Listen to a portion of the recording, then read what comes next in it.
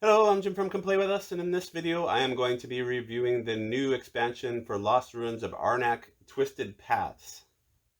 So yeah, I've been a long-time player of Lost Ruins of Arnak, was really excited by this new expansion that introduces this new board. So let's see what I thought about it. Okay, start by talking about the components for this one. So, the components are on quality par with all the rest of the content for Arnak, so there's not going to be any surprises there. What do you get in this expansion? So there are a number of things you get in this expansion. It does give you a little bit of everything except for new leaders or new cards, but otherwise you're getting a little bit of everything. So you're getting you're getting some more temples, some more guardians, more bonus tiles, more assistance, and a few more other things. Now, the one thing I will comment on is you also get these card dividers. And honestly, I don't know what to do with these. Maybe I have to look this up online or something, but I have no idea why these are in here or how I'm supposed to use them. I mean, maybe they work with the original inserts in the Arnak box, but I put all my expansions in that box and thrown out the expansion boxes, so I don't have an insert or anything in there, so these are kind of useless to me. Yeah, maybe other people can use them, but yeah, I found out that's one of the strangest components in here. I wasn't quite sure why those were included. But of course, the feature of this expansion is going to be the new board, double-sided board that comes with the tracks included. And the new boards are gorgeous, like way nicer than the original boards. I really love the art on these boards. Just beautiful. Both sides are really gorgeous art, and they really pop. And yeah, wow, what a table presence when you put these out. You kind of don't want to go back to the old boards. But of course, if you want to play with the other content, you're going to have to play with the other boards. But the new boards are gorgeous. The rules are fine. One thing I didn't like about the rules is that the rules expect that you have the other expansions, and thus the rules for the other expansions. They don't explain things. So if they don't explain things as if you don't have those. So there are things in here that are not explained because they're kind of extensions of what was included in the other expansions, and so those rules aren't in here. You have to go back to the other expansions to look for those rules. So yeah, keep that in mind if there's something you need an explanation of, and it was in one of the other expansions, then you kind of need to look at those rules. And the other things you get in here, so you're going to get these new black tablets that work with one of the boards. Yeah, you'll get some of these new temple tiles that work with this board here that I've got showing. And you'll also get the lanterns, which are a new player piece that is used with this side of the board. And yeah, that's pretty much it. So this is kind of a little bit of everything. Like I said, besides the cards, no new cards in this one and no new leaders in this one. But otherwise, you're going to get a little bit of all the other components, pretty much. Okay, so let's talk a bit about the mechanics for this one. So there's two sides to the board, and both sides introduce new mechanics. So this side I got here is showing right now is the owl board. And what this one introduces is it basically changes up it changes up the main board for one. So instead of having two sections for the worker placement part, there's now 3 sections.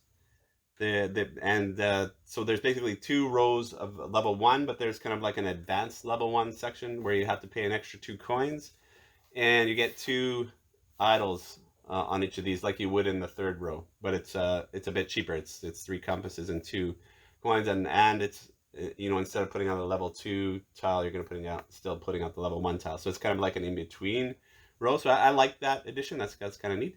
And then of course the base row here, they've tweaked a couple of the things here in the base row. So you've got a space here where you can take a fear to get a coin and an arrow. And the coin spot is slightly different, where you get 1 coin and you can do any take one of the bonuses on a face-up idol. So that's a little different. And then some of the, like playing with multiplayer games, some of the spaces, instead of having the double boots, require the vehicles instead. So some little tweaks there. But the main focus of the owl board is the temple, and the fact that the temple tiles are, instead of having to race all the way to the top of this temple and then kind of going for the bonus tiles at the top, there are still bonus tiles at the top, but there's also bonus tiles distributed throughout the temple, which I find really interesting, because that changes up the race. You don't have to race to the top in this one. You can race to these, because they're the 10-point tiles right here. You can race to those sections instead, and not even worry about getting to the top. The other cool thing about this temple is there's little secret passages where you can go into, and basically those lock. You can take one secret passage a game, and only one person can take that secret passage, and there's a number of them.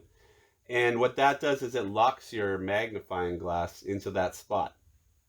And that's where it will stay for the rest of the game, which is why you get these new lantern tokens. And so once you lock your magnifying glass, you start moving your lantern up, and it kind of acts like your magnifying glass for the rest of the game. And at the end of the game, you're going to score all 3 of your tokens. So you're going to score the lantern, wherever the lantern ended up, the magnifying glass ended up, and your book ended up. I think that's really cool, because that kind of changes up the whole strategy on the temple. It's not just a race to the top now. You've got 3 pieces to play with.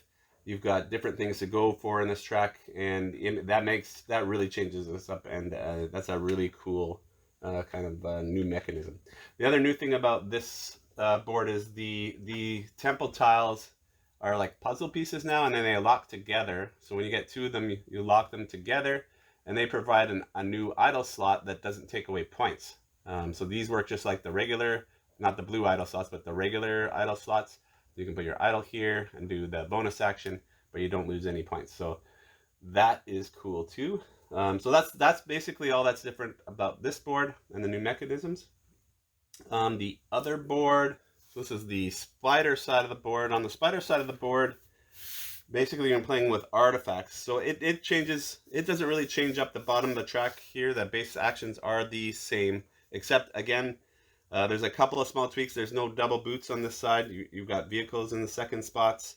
And there's this spot here allows you to play a card down to get one of the new dark tiles, or dark tablets here. And these basically populate the bottom of the board with the player count number of tablets in each of these spots at the bottom here.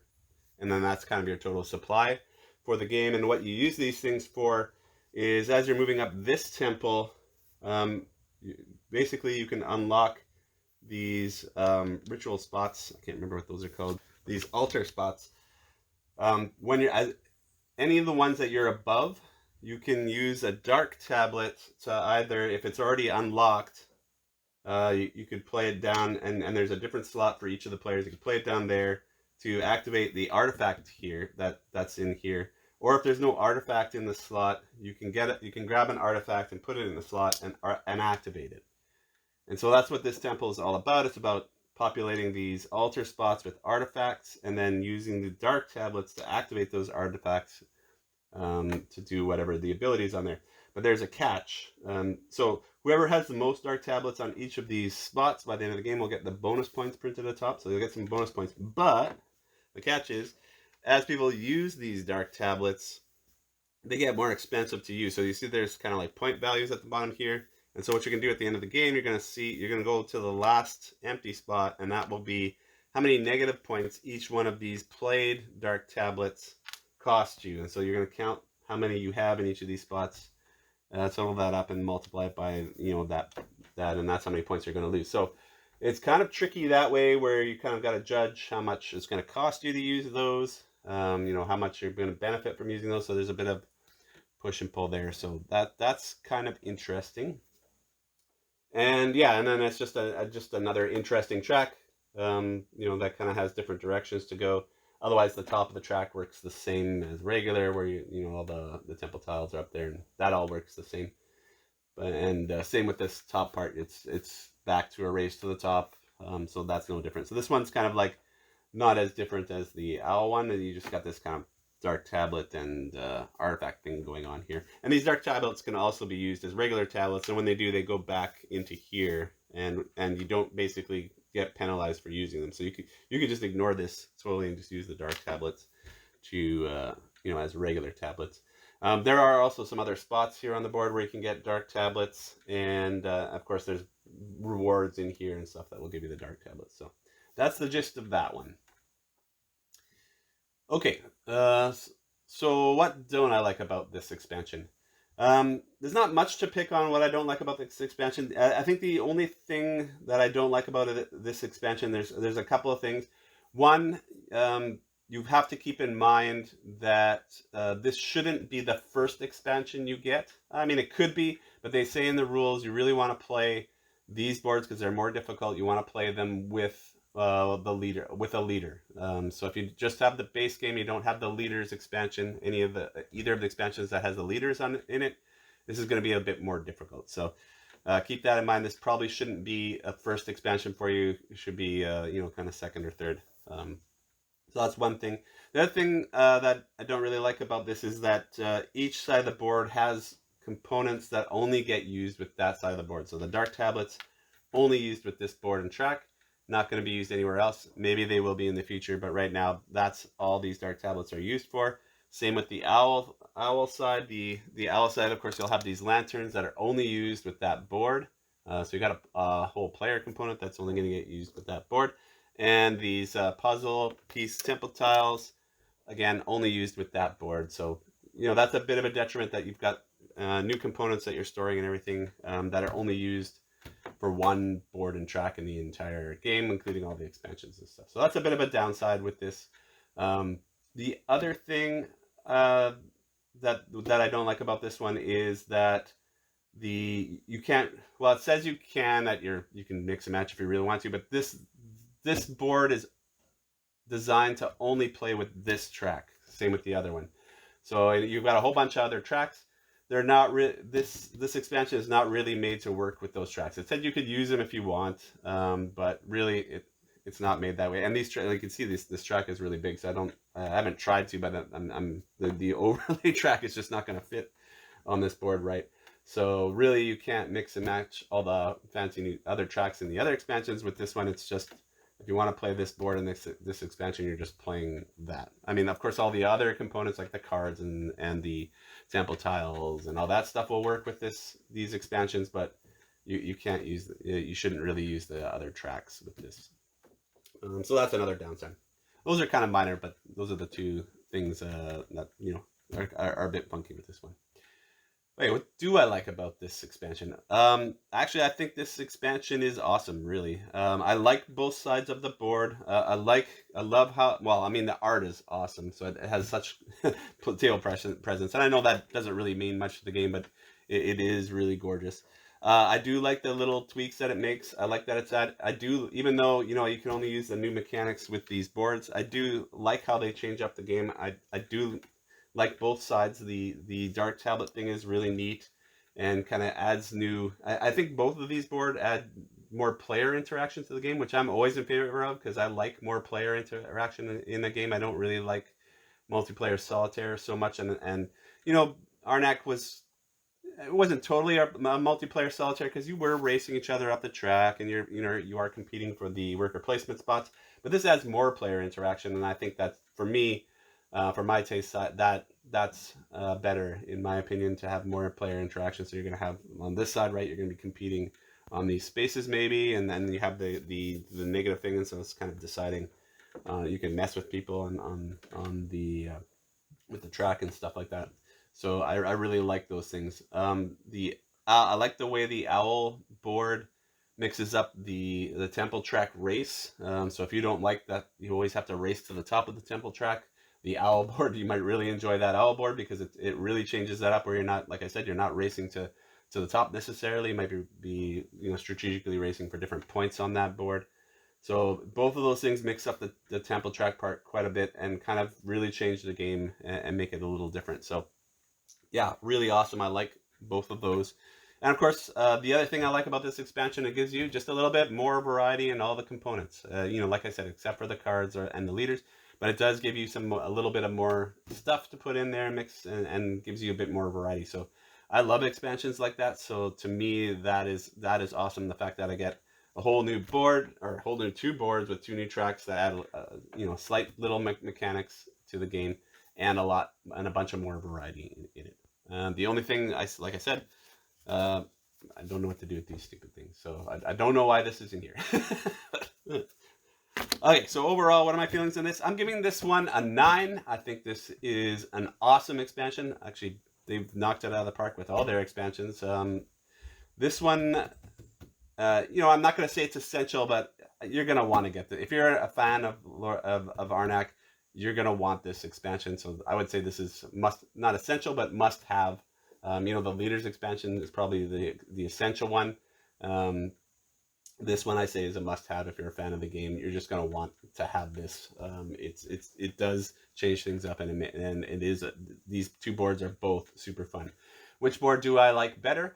I thought I would like the spider one better because I do kind of like dark themes, but it turns out I like the owl side better. I just like the mechanics that are in that one better. This artifact thing I thought I would like more than I do. I don't even know how much I would use the artifacts. I might just use the dark tablets as regular tablets and kind of ignore this altar part, but everybody has different tastes, so you might like this artifact thing. The owl board, I love how they changed the temple track. I do like that it's not a race to the top anymore, that you've got decisions to make. You've got the combined points of the 3 pieces that you can think about. So you've got much more strategy in how you tackle the temple track in the owl on the owl board, and I love that how that works. And I love these puzzle piece things because it gives you that kind of extra idle slots to go for. So you could, normally I think the owl track one, and I haven't played it enough to say this, but I think the owl track one might take away the fact, like in a normal game of Arnak, you can't really ignore the temple. You always have to go up the temple. I mean, you can focus on the kind of like hunting the monsters and stuff, and exploring the spaces. That is a viable strategy, but but it's not viable without getting a certain way up the temple track.